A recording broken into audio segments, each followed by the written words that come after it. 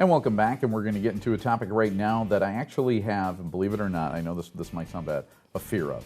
I have a fear of doing this, and for a reason I'll get to in just a second as we welcome in Allie Waldera from Bliss Flow Yoga. Thanks for joining us. Thanks for having me. And the reason I'm fearful of doing this, because every time I've tried, I am the least flexible person in the world. I've never come close to touching my toes. I cannot, I mean, it's just awful. People will tell me to do certain stretches. I can't even get close. So my question, Allie, is, do I have to be flexible to do yoga?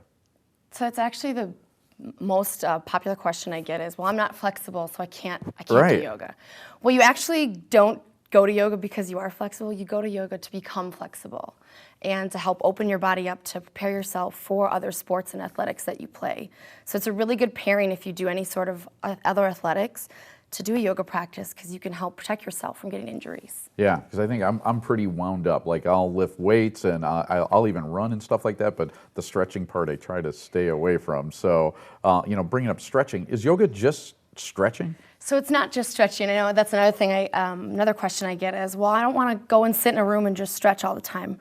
Well, come down to my Power Flow class, and we'll see if it's just stretching for you. That's usually what I tell people. And after their Power Flow class, you get that heart rate going, you get a nice sweat going. Okay, so what does that mean, your powerful class? What do you end up doing in that class? So in a Power Flow class, it's a little bit faster paced than like a regular gentle flow or slow flow class. So we do lots of movements, lots of balance work, strength training, and a lot of core strengthening. So I like to focus a lot on our core strength. So we do a lot of core strength. Okay, terrific. Which is, everybody talks about that, and that's a very healthy thing to do. What are your yoga classes like? So you mentioned like a few of them. You mentioned that one. What are some of the other ones that you do? So I teach about 6 to 7 classes a week, and in the mornings I teach a yoga flow, which is a good beginner class that everybody can go to, but you can also go if you're more advanced. But I also teach a power flow, which is very advanced. It's very high energy, high pace, and we do lots of advanced postures, which is fun. Doesn't mean you can't try it if you're not a beginner, but some place to try.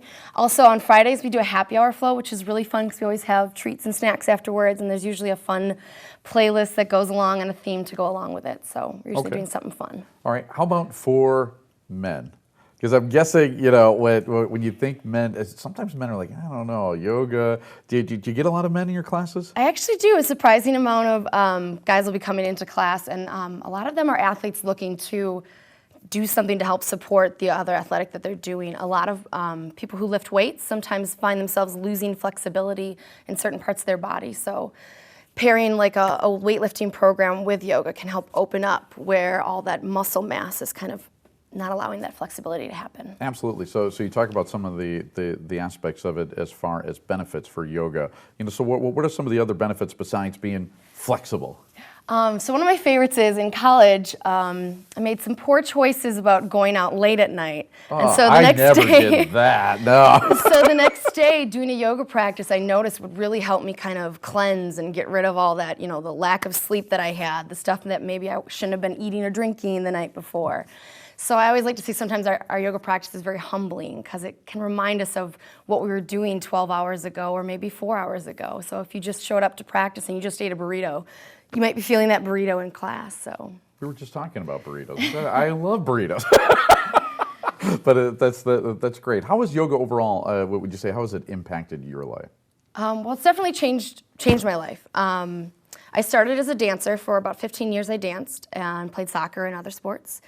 And I remember in college, I had a dance instructor who told me, why don't you go try something different, go try something different. So I tried a yoga class, and I was like, oh, I don't want to sit and stretch. And then I got my butt kicked in a yoga class, and I was like, I got to try more of this. So I started gradually doing it, and I didn't start a daily practice until I went to a yoga studio, and I had one teacher tell me, practice yoga 3 times a week, and you'll change your body. Practice yoga every day, and you'll change your life. And it stuck with me, and it's never been more true. So. Wow, great stuff. Yeah. So as far as classes at Bliss, what days do you offer classes on? I teach Tuesdays, Thursdays, Fridays, and Saturdays, but you can always find me by making a private lesson. Otherwise, we have a whole selection of different kinds of classes and different types of classes.